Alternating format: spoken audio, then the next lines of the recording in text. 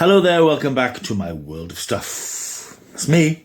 Right, I'm back to do a new video. I thought I would do, as most people are at this time of year, like towards the end of the year, my top 10 films of the year. I think I did it last year, and I'm going to do it again this year. My 10 films that I enjoyed most this year. That doesn't necessarily mean they're the best films of the year, but they're the films that I saw and came out of the cinema or watched on TV and thought, wow, really enjoyed that. That was a really good film.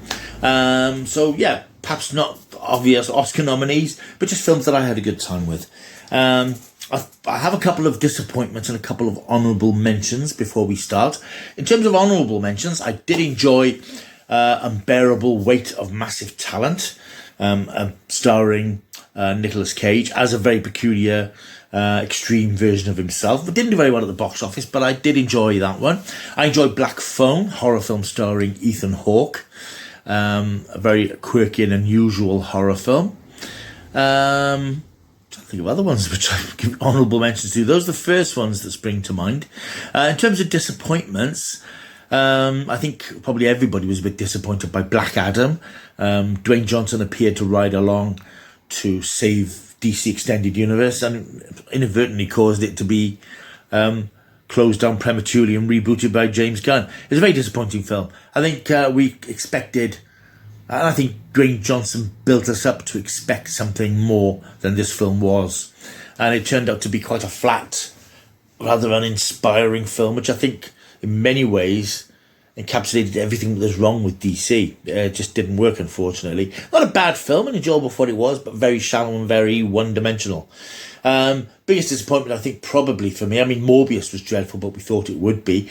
Biggest disappointment, though, was Jurassic World Dominion, which I really hoped would be better than Jurassic World, the previous one, Forbidden Kingdom. I suppose it was better, but it still wasn't what I wanted from the film. However, if you pick up the Blu-ray or 4K version, there is the extended version, which has, I think, an extra 14 more minutes footage, which was cut from the film, which dwells a little bit more on the idea of the world overrun by dinosaurs, which I think that the film itself sidestepped a little bit by focusing on this obsession with bringing the two groups of Jurassic Park characters back together, and this rather dull plot about super locusts.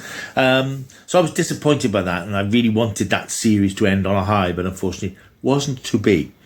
I wish I could think of more of the honourable mentions, but I can't. So let's crack on with my top 10. Number 10 is a film which squeaks in because I thoroughly enjoyed it. At the beginning of the year, Nightmare Alley, who again wasn't a big hit, it was a huge flop in fact, but I really enjoyed this very noirish, atmospheric remake of a film from the 40s starring Bradley Cooper and directed with his usual visual aplomb by Guillermo del Toro. Not exactly a horror film, but very atmospheric, dark-hearted sort of thriller film about this man who becomes an outcast from a circus that he's been part of and uses his charm and his wiles to create a sort of a personality of himself in American society until it all goes slightly wrong. A really gripping film, very beautifully made, of course, as you'd expect from Del Toro, and quite haunting and sort of dark in a strange way. That's my number 10. Number 9 is Barbarian. This is a horror film which came out in the autumn, directed by Zach Cregger rather, and it's about this young girl who goes to an Airbnb that she's booked to find out that somebody else has also booked it, is double booked. She's a bit suspicious, she's a bit worried, she's on her way to a business appointment. She's after this job which will change her life if she can get it. But she sort of settles into sharing this Airbnb with this quite affable character till she discovers that there's something strange going on underneath the house, and she creeps down into a cellar and finds something rather disturbing. Yeah, very much enjoyed this film. I thought this was really very intense, and horror has had a good year this year. Quite low budget films that have turned in very good profits.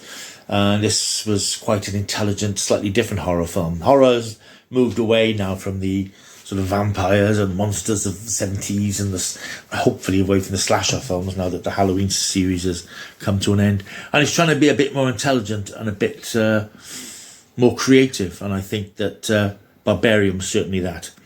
Number 8, I'm putting The Lost City. This was directed by the Nee brothers. They're connected to the thigh bone. This came out springish, I think. And it starred Sandra Bullock, Channing Tatum and Brad Pitt. It's like Daniel Radcliffe in an unusual role as a quite a believable sort of villain, plausible villain. This is about a jaded author of a series of adventure films who gets kidnapped by Daniel Radcliffe because he believes that her books hold the key to a secret treasure that he's after. Channing Tatum is the cover model of her films, of her books, and he embarks on what appears to be a fruitless quest to try and rescue her. It's really good fun. This is an old school will they, won't they sort of adventure film in the zone of things like Romancing the Stone and even Indiana Jones, without the sort of gloss of particularly the Indiana Jones films. But this is really good fun. Channing Tatum's really good in this. Sandra Bullock shows some really good comic chops, and I had a really good time with this film. So I'm going to put that at number 8 in my list of films. Talking horror again, number 7, we got Smile, the breakthrough hit from Parker Finn that came out just 2 or 3 months ago. Again, a very clever, unusual, low-budget film which has taken bazunga money at the box office, particularly in America. The story of a strange condition that affects people, this sort of rictus-type grimace, whether it's a disease or a curse or whatever it is supposed to be. But it's quite unnerving, quite disturbing, quite chilling. And again, it's unusual. It's something different in horror, and I think that horror is managing to do that at the moment. Horror is telling some different ideas and different stories, and I think that Smile is probably the best of the bunch that we've had this year. Number 6, I'm putting The Batman. Starring Robert Pattinson, of course. I did enjoy this. I've never been the biggest proponent of Batman as the Dark Knight or the Dark Avenger, because I think if you're a superhero, you should be having there should be a bit of fun involved, because you're a superhero. Bearing in mind that at the end of the day, Batman doesn't have superpowers. He's really just an athlete. You can sort of understand why he would have a bit more angst, because he is a Superman. He can't fly, he can't do all these things that the other superheroes do. But I think that they've been relentlessly gloomy in the past, particularly the much overrated Nolan trilogy. But I did enjoy The Batman. It's a very long film, it's about 3 hours, but it was engrossing, because I think it depicted Batman as a detective, and I think we haven't really had a lot of that in previous Batman films. He has to solve a puzzle appropriately enough, because the villain of the piece is a very dark turn on the Riddler, played by Paul Dano. So I really enjoyed The Batman, and that comes in at number 6. Leaping in at number 5 is a recent release, and I rewrote my top 10 to include this. It's Avatar 2: Way of Water. Hopefully by now you'll have seen my review, which I finally got around to editing and uploading. I really enjoyed this. Again, a very long film, and I think if you've got a long film, you want it to be completely immersive. You don't want it to sag. And I think that for the 3 hour, 10-minute running time of this, I was engrossed by it. It struck me, as you might have seen in my review, it's sort of episodic, and there are 3 different storylines under the umbrella title of the whole film. And I think that's what kept it interesting, because you weren't just ploughing one furrow. You had the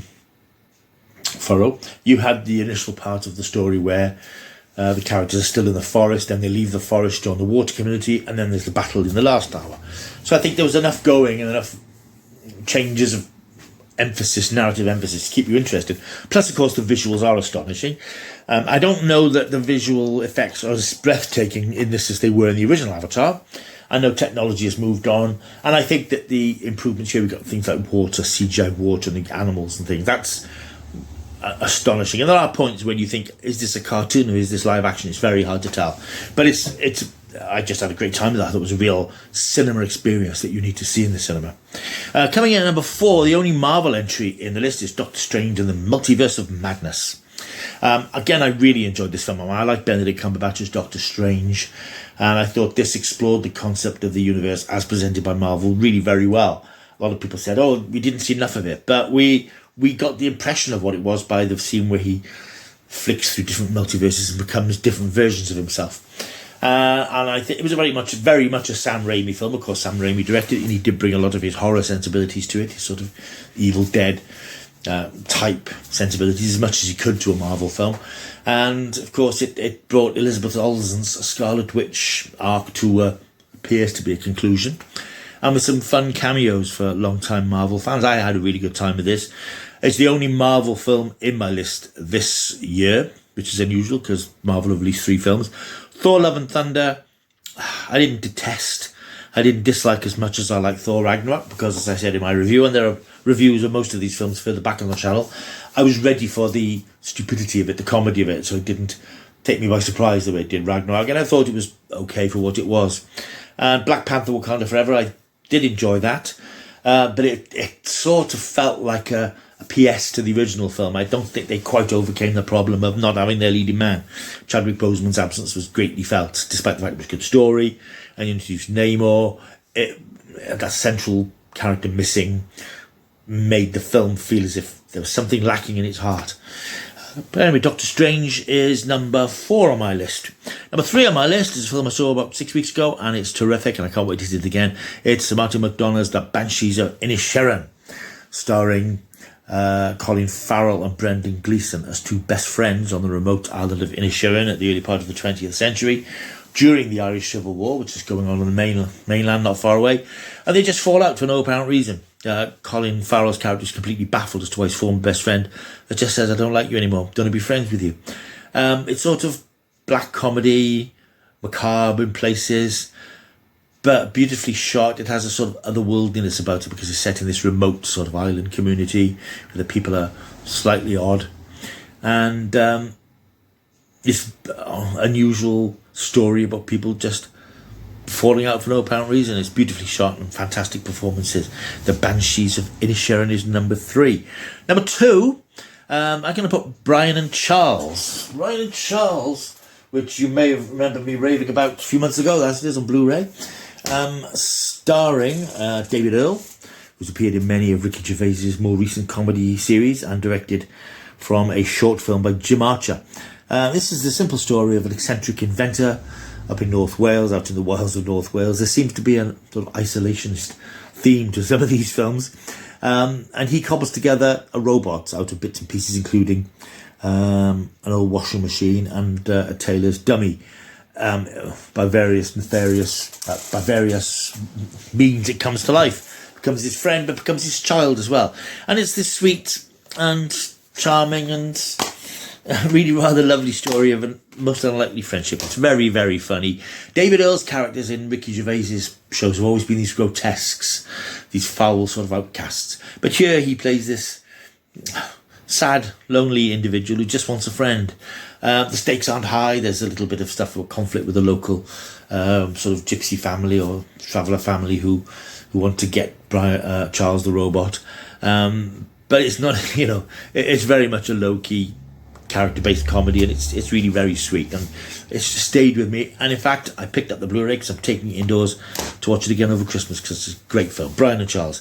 My number 1 film, and probably no huge surprise, I think it's most people's number 1 this year, is Tom Cruise's return to the character of Pete Maverick Mitchell in Top Gun Maverick, which came out in the summer and blew the competition away. It's taken $1.5 billion at the worldwide box office, and understandably so. I wasn't a fan of I wasn't a fan of the original Top Gun. I only watched it a couple of weeks before the new one came out, and I thought it was decent enough. But this second one is exactly what a sequel should be, especially one that comes out 35 or so years later. It picks up on the lead character where he is now, and what it doesn't do, it's an 80s film made now. It doesn't do any of the things that modern films often do, is rush to appear modern. It doesn't have any concessions towards modern obsessions, social obsessions, and it just picks up this character, puts him in a similar situation to last time. He has to train up a bunch of new flying recruits for a secret mission, and it's how he finds himself in his place in the world again. A very old-fashioned film, and I think that's what I liked about it. There was no side to it. You didn't have to worry about its battle to represent certain demographics. It just told its story, and of course powered by the incredible star quality of Tom Cruise and stunning aerial photography. I mean, even if you're a person who's not particularly interested in aeroplanes flying around, this is breathtaking in places. The photography is stunning, and of course because it's Tom Cruise, it's all done in camera. There's not a lot of CGI in this film. It just, what you see is what you get. It's my favourite film of the year, just for pure enjoyment. It's a couple of hours in the cinema, you just, wow. It just sweeps you away. And I saw it twice in the cinema. I've seen it once now on 4K. And I'll probably watch it again in the next couple of weeks because it's just such a buzz. So there you go. It's my films of the year. Films I really, really enjoyed. Films that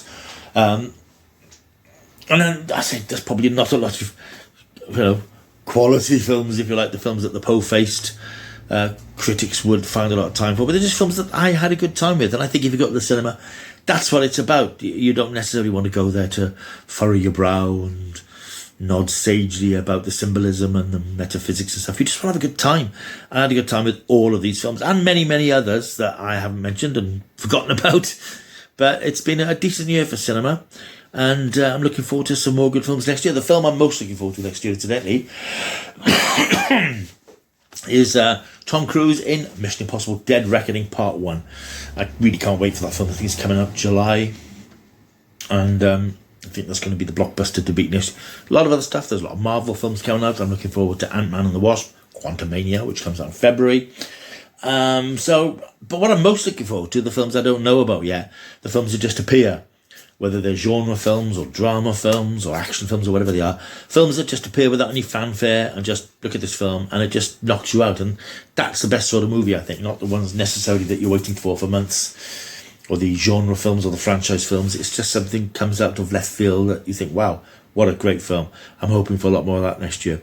So that's my list of the top 10 films of the year. Why not let me know what yours were? Leave a list down below. Do you agree with my list? Anything you've seen? Anything you think's outrageous that I forgot?